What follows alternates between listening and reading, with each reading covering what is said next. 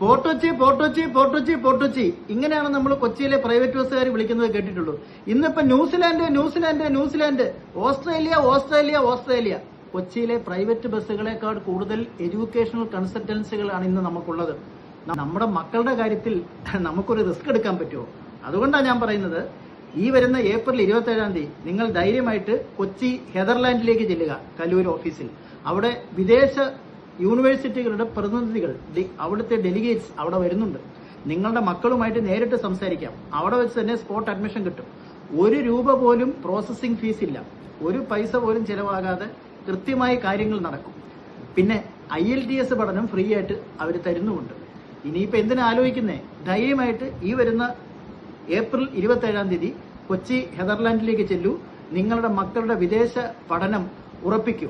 മക്കളുടെ കാര്യമാണ്, റിസ്ക് എടുക്കരുത്. ധൈര്യമായിട്ട് ഇപ്പം തന്നെ ഹെദർലാൻഡിലേക്ക് വിട്ടോ.